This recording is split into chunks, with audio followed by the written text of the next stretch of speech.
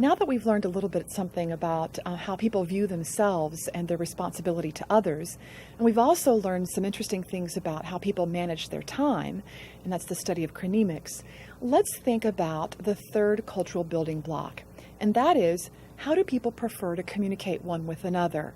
And there are two very opposite views here, and one is indirect talk versus direct talk. And the second is the concept of giving face to someone.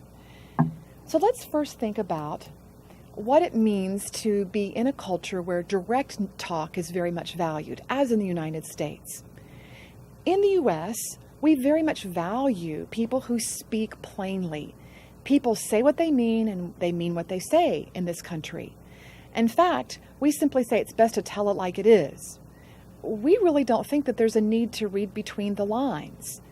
And in our culture, people are less likely to imply, and again, they say exactly what they're thinking. After all, yes means yes. But in many parts of the globe, that is not going to work very well. In fact, being direct might actually be considered being aggressive communication. In more indirect cultures, people don't always say what they mean. In fact, one is always reading between the lines. People are much more likely to suggest or imply something rather than come out and saying what they're thinking, because after all, it may not be in agreement with their boss and they wouldn't want to embarrass their boss. It may not be what their parents want to hear and they wouldn't want to embarrass their parents. They may not want to embarrass someone who has more status than they do with whom they're having a conversation. And so therefore, because the group is more important, there's much more emphasis on indirect communication and not telling things like it is. In fact, you might simply tell people what it is that they want to hear. So in these cultures, yes may mean actually maybe or even no. Now, how confusing is that going to be? Well, yes, indeed, it can be confusing. Now, again, look, have you noticed anything so far? In each of these cultural building blocks, we as U.S. Americans tend to be all the way at the end of the extreme. We are very much direct communicators.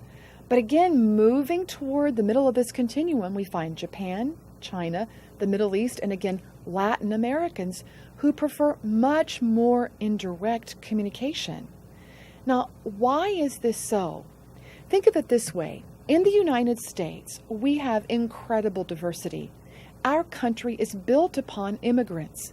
So we do not have the same degree of homogeneity that you would find in Latin America or in the Middle East or in China. In fact, in China, on any given Wednesday afternoon during the school year at 2 o'clock, all fifth graders across China are going to be studying the very same book and the very same lesson. And in China, you grow up in a culture where there is so little diversity. Everyone looks like you, you're speaking the same language. And so for that reason, you understand what people are thinking and you don't need to be as explicit. And think of it this way. It's like a couple that is just newlywed. And think of that couple being more like U.S. American culture. And you see this couple at a restaurant. And because they're newlywed and they're still getting to know one another, they're talking a lot to one another.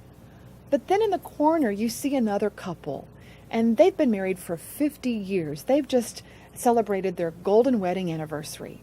And chances are they're not talking to one another as much because they don't have to. In fact, they've been married so long they can practically read each other's minds. Well, think of that as the metaphor for living in one of these countries where people have an indirect communication style. I have a friend who is actually from China, and she married a U.S. American, and she reported that the first 6 months of her marriage were actually the most difficult. And she told me once that a fight that she and her husband had was over a simple request that he had given to her about opening the window. And they share an office, and he said to her, "You know, honey, it's kind of hot. Would you please open the window?" And she said, "Why are you yelling?" And he said, "I don't understand. I'm confused." And she said, "You were yelling." And he said, "No, I wasn't. I just asked you to open the window." And she said, "In my culture, all you have to do is look uncomfortable. And I'm going to be so sensitive to that I'm already going to open the window for you without you having to say it. And he said, I give up. Now, how funny is that? That's just one small example of the tension that can occur with this difference in communication style. Now, very closely linked to this is this notion of face. Now, if you ask a typical U.S. American about face, they're likely to respond, what? They might think of like a poker face or a game face. And oftentimes we are clueless about what it means. But 75% of the world's population are very much tuned into this. And in these cultures, face is very much about preserving your personal dignity, your respectability, especially with other people. And so in these cultures, you don't do anything that would cause that person to be embarrassed, to lose their dignity. And so therefore, an employee would not ever contradict his boss, even in public, especially in public, because it would cause him to lose face. Even if the boss is wrong, the employee who has lower status is not going to challenge his boss and correct him, because again, it would cause him to lose face, to feel embarrassment, or even to have his self-worth questioned. Now again, this is something that many people around the globe are super sensitive to, and we in the United States, we don't get it. So in our culture, face is very much less important. Telling the truth is more important than sparing somebody's feelings. Honesty really is the best policy.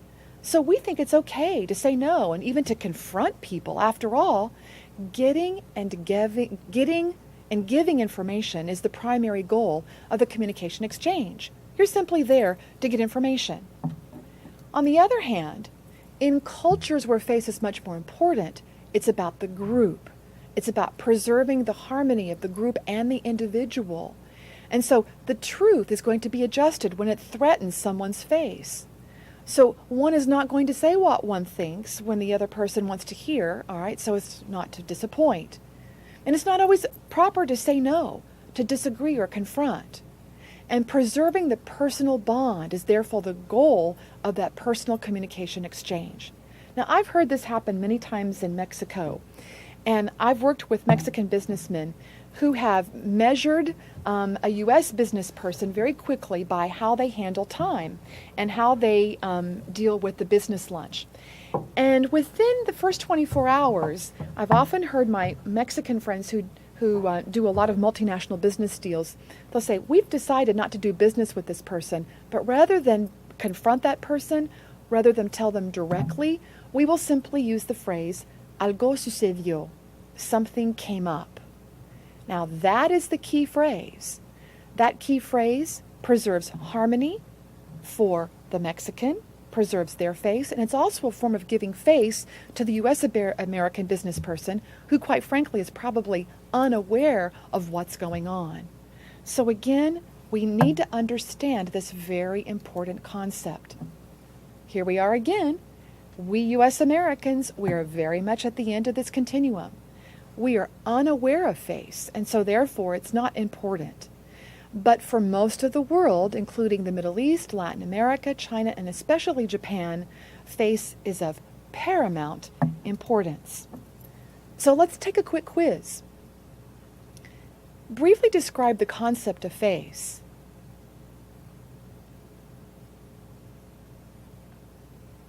Name one country where face is extremely important.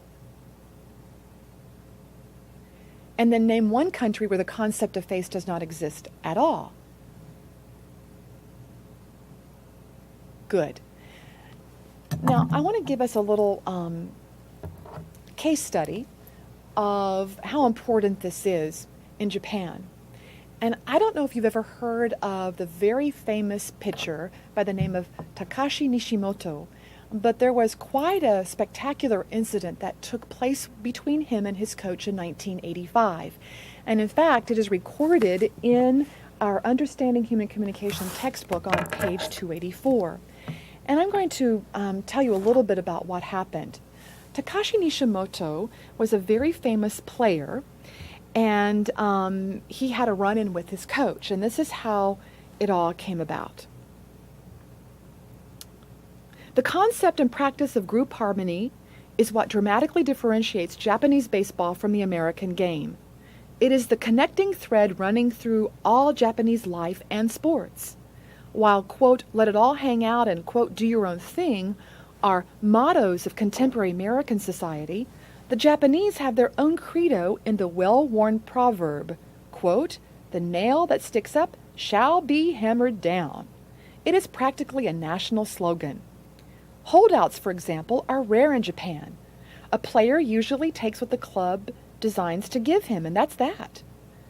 Demanding more money is evidence that a player is putting his own interests before those of the team. In the pressure cooker world of U.S. pro sports, temper outbursts are considered acceptable, and at times even regarded as a salutary show of spirit. In Japan, however, a player's behavior is often considered as important as his batting average. Batting slumps are usually accompanied by embarrassed smiles. Temper tantrums, along with practical joking, bickering, complaining, and other forms of American clubhouse life, are viewed in Japan as unwelcome incursions into the team's collective peace of mind.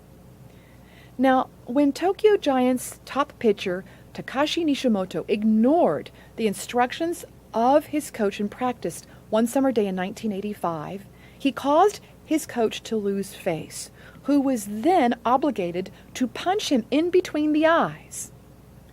Nishimoto was also forced to apologize and to pay a 100,000 yen fine for insubordination. Moreover, untoward behavior is also seen as a sign of character weakness and having a small heart, as well as being detrimental to the team's overall image. In Japan, after all, a real man is someone who keeps his emotions to himself and he thinks of others' well-being and their feelings. Therefore, you never cause anyone to lose face in Japan without serious consequence. And that is a great example of face-saving taking a cultural exit.